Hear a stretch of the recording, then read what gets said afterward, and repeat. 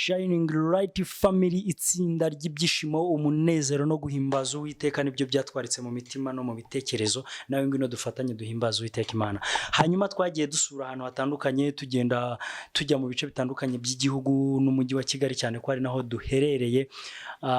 Twagiye tugira ibyishimo byiza bishimishije, turi kumwe na perezida, turi kumwe n'abagiye batandukanye ariko bo mu muryango wacu, ariko ntabwo bibujije kutakwifatanya natwe cyangwa se kutajoyininga ngo ibintu bigende neza. Perezida, ndashaka tugaruke ku bintu twagiye dukora, sibyo? Ariko ntabwo ari twe twabikoze, habaye Uwiteka. Kuba haraba Uwiteka si uko byari byananiranye, ariko nuko agomba kuba birimo kugira ngo biryohe, sibyo? Njye mbere na mbere nashimishijwe n'urugendo twagiriye kuri TV1, niho mpereye. Wenda buri muntu wese ibyishimo yagira arana, ndumva ashaka ko tubivugaho, sibyo? Sinzi, njye muri jye numvaga nezerewe, numvaga ndyohewe, numvaga abantu bari gukurikira TV1 bareba umuryango wacu, numvaga byari byiza. Nishimiye indirimbo nziza twaharirimbiye. Sinzi nkawe ku giti cyawe nicyo uvuga kuri rwa rugendo. Murakoze. Nanjye ikintu navuga nuko umunsi tujya kuri TV1, simbizi, narishimye kuko twari tugiye gukora umurimo w'Imana, n'abantu n'isi yose ikabibona, cyane cyane ko ari na televiziyo irebwa cyane. Narishimye cyane nanashimira n'umunyamakuru waho. Ni umunyamakuru mwiza. Ushaka kumva ukuntu numvaga ameze muri jye. Yego. Numvaga nishimye cyane, ariko buriya umurimo w'Imana ni ngombwa, sibyo? Kuko buriya mpamya ko nubwo abantu badahuza ukwemera, ariko ntibivuze ko ushaka gukora ikintu kikaryoha, sibyo? Ubu wahura n'umumezirime ukanga kumufasha ngo nuko ari umusilamu. Twebwe dukora umurimo w'Imana, nta hantu twimiriwe. Kama nk'umurimo dukora umurimo w'Imana gusa, gukora ni ibyaremwe byayo. Ko ijambo ry'Imana rivuga ngo ibyaremwe byose bihimbaza Imana, byose bihimbaza Imana.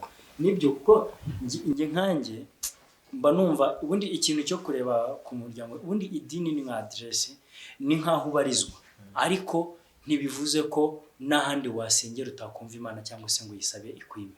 Siko bimeze. Niyo mpamvu rero Shining Light Family ihari, iriho n'ubwo buryo, iri mu byiciro bigiye bitandukanye.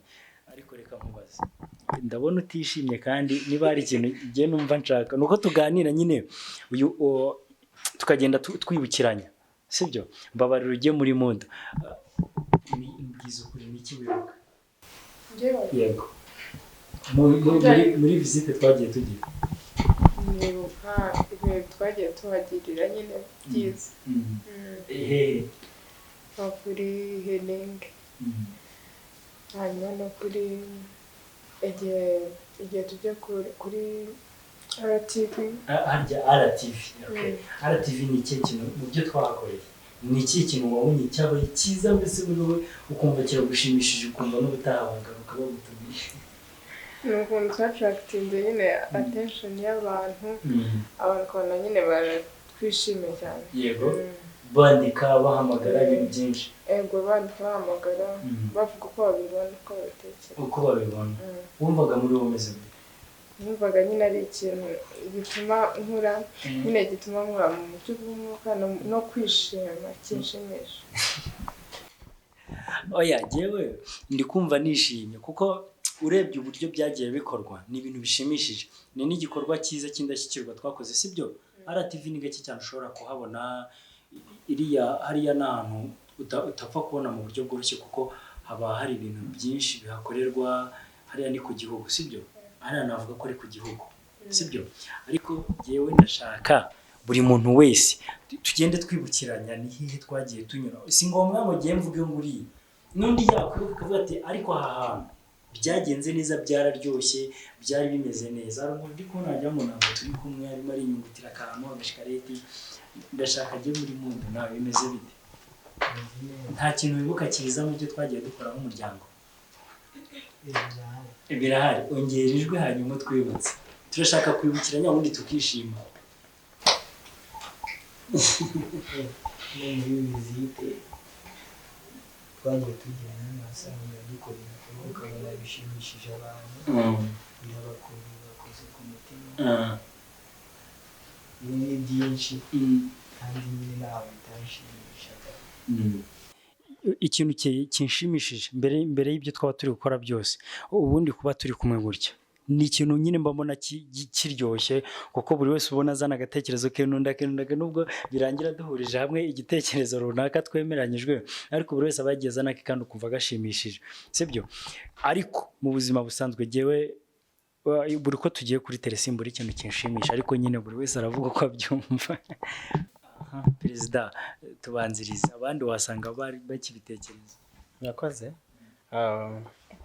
ikintu cyanejeje kuruta ibindi ukuntu twagiye Kimisagara kujya gufasha yego twagiye Kimisagara bishimishije birashimishije unyangane kuba nari nguciye birashimishije cyane kuko numvisha bikoze ku mutima wanjye kuko nicyo kintu tunahamagarirwa so kubw'iyo mpamvu rero byaranishimishije cyane tugiye gufasha umuntu numva biranejeje cyane yego Kimisagara niho twagiye honyine nta wundi wibuka ngo adufashe nta wibuka ahandi twagiye gufasha Nyamirambo wumvaga umeze ute numvaga nezerewe nyuma yo kunezerwa nta kindi cyakubayeho cyiza nta n'akantu wabonye muri karitsiye wari ugiye ngo wumve kabaye keza kuba ibyiza n'ubu biracyamba no kuba turi kubyibukiranya rata urabyumva ute njyewe ikintu cyanshimishije ni ukuntu twagiye Nyamirambo uzabwire perezida yigure uzabwira perezida uzangurira telefone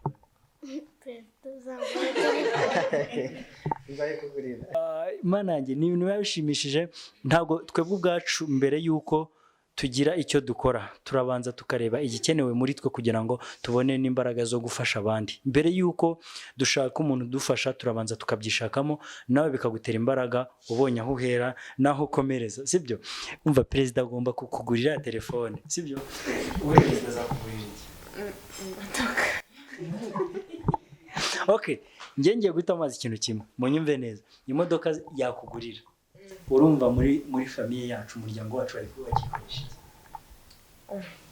najya abana hari ahantu dukenera kujya ahantu runaka umwe ndagize anniversaire undi nyine utuntu tugiye dutandukanye kandi ukenera gutega najya mbatwara cyangwa n'undi tukajya duhinduranya bidakuyeho ko wajya ufasha n'umuntu hari abantu ngiye bimbabaza nkavuga mana wafashije aba bantu basi imitima bigafunguka cyangwa se ugafasha amaso yabo kureba kure agaca ku muntu abibona ko arimo anyagirwa imodoka iri vide nta wundi muntu twese sibye shoferi akaba atahagana kubwijyamo nkugeza aho ugiye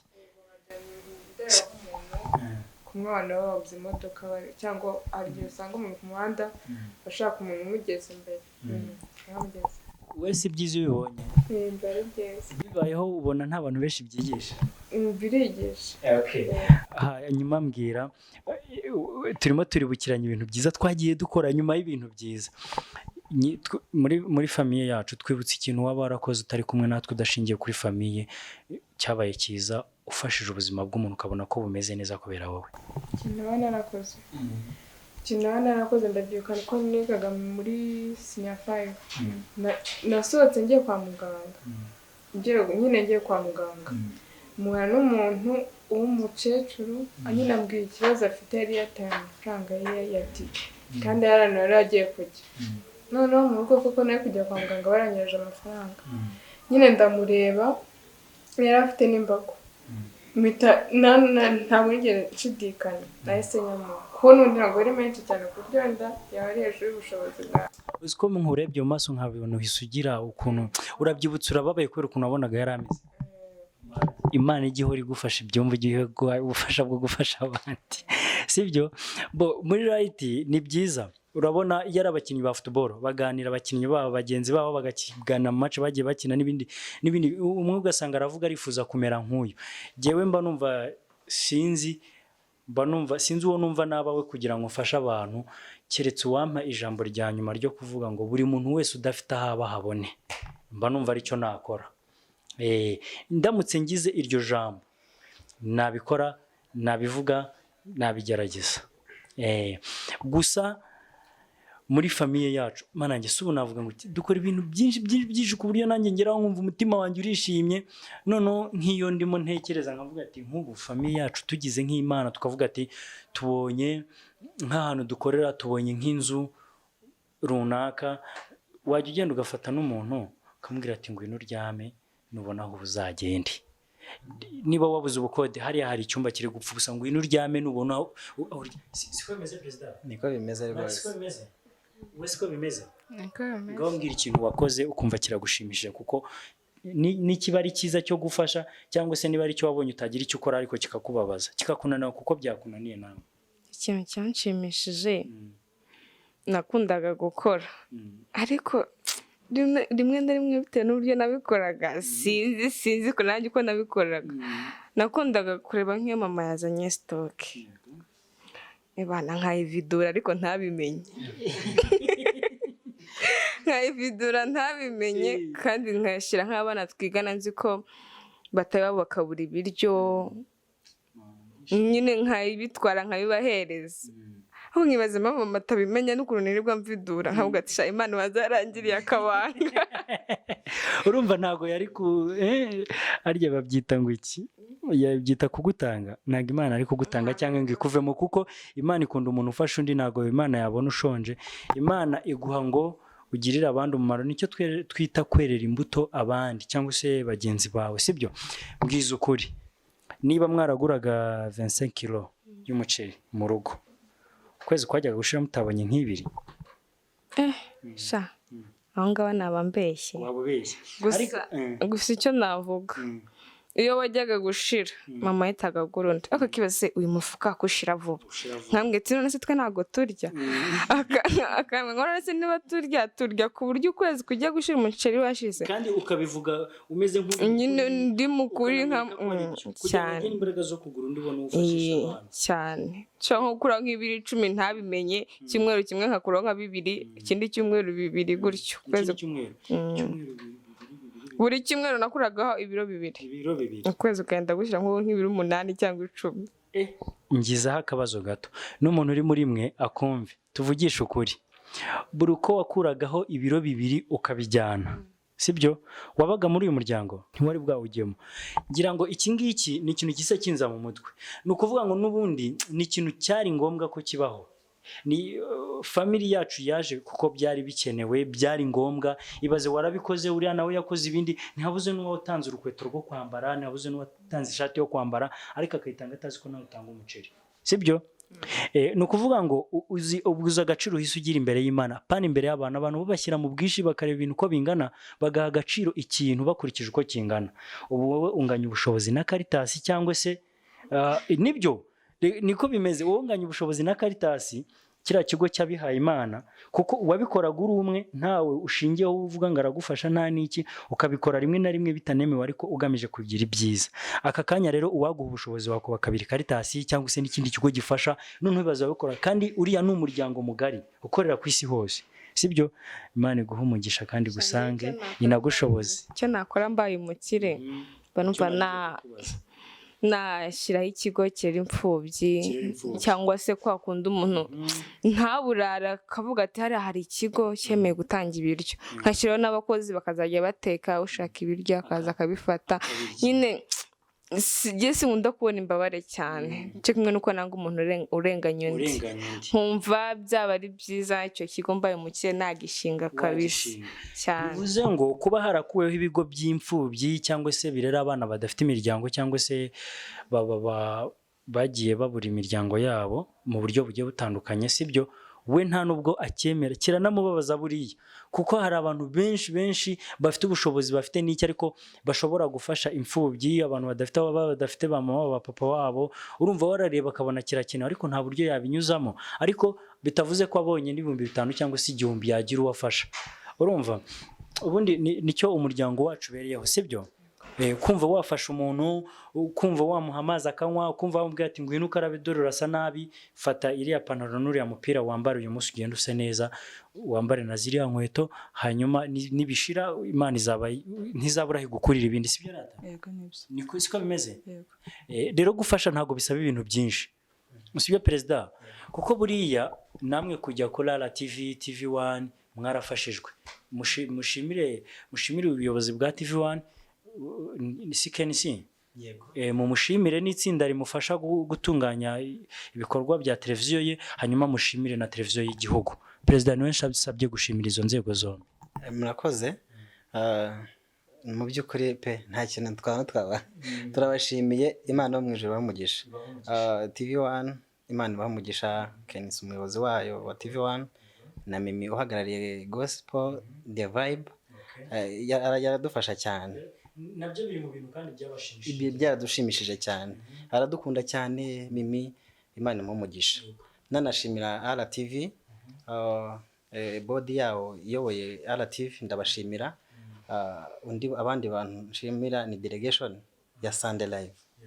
Byaratunejeje cyane kuko twagiye kubyinayo mu gihe kibi gikomeye, tugezeyo byabaye ngombwa ko na stage ihinduka. Icyo kintu cyaranejeje cyane, abana bahita biyadapta, barideburiye kandi barabyina mu buryo bwiza cyane. Icyo kintu cyaranshimishije, gikomaga ku mutima wanjye igihe cyose ndabashimira. So rero Imana yo mu ijuru ibaha umugisha, izo TV zombi cyangwa se ibyo bigo byombi bibiri bitandukanye, Imana ibaha umugisha kandi igihora ibagura ibakorere ibikomeye. Umuryango mugari w'iyobokamana cyangwa se ushingiye ku bikorwa by'ubugizi bwa neza, gufasha abakene, abatishoboye, abasaza n'abakecuru, abadafite aho baba, bashobora kuba bataguha aho uba ariko bakaguha icyo urya mu gihe babishoboye cyangwa se icyo kwambara.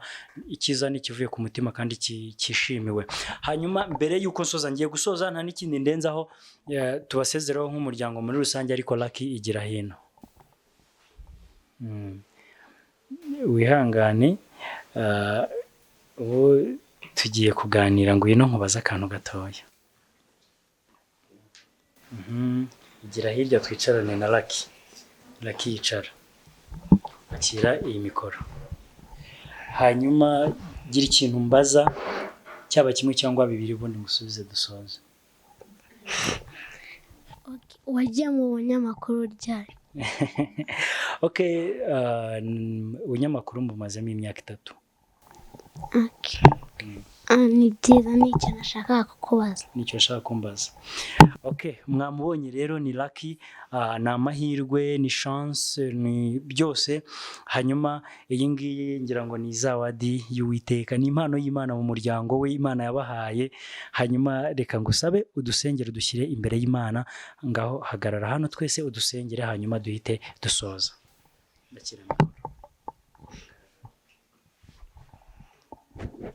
Uwiteka Mana nziza, turabashimiye kuba mwese mwaje hano. Abaje hano, abataha bagende neza, ntihagire ikintu kibi kibabaho, ntihagire n'impanuka ibabaho, bose bagende neza, ntihagire ikintu kibabaho.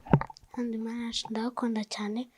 N'uyu munyamakuru nawe umushyiramo imbaraga zawe, akomeza asenge, n'abandi bose, ntabwo ari we mbwiye wenyine, n'abandi bose bajya bakomeza kugushima.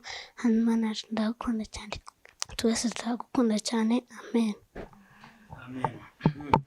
Iyi Shining Light Family, umuryango mugari w'iyobokamana uhimbaza Imana, ushima Imana, abasore n'inkumi nibo bawugize. Bitavuze ko niba uri umumama, niba uri umupapa, cyangwa se uri umusaza, uri umukecuru, ushobora kwifatanya nabo mugakora ibikorwa bimwe byo gufasha no guhimbaza Imana, harimo no kubyina. Nabyo bifasha umubiri w'umuntu kumera neza. Hanyuma igihe mwakomeje kumva no kubana, ni Kayitare cyangwa se Enoch. Hanyuma naho ibiganiro byacu by'ubutaha kuri channel yacu cyangwa se chaîne ya Like Family mu buryo bwagutse. Murakoze, nakagaruka. Ciao ciao.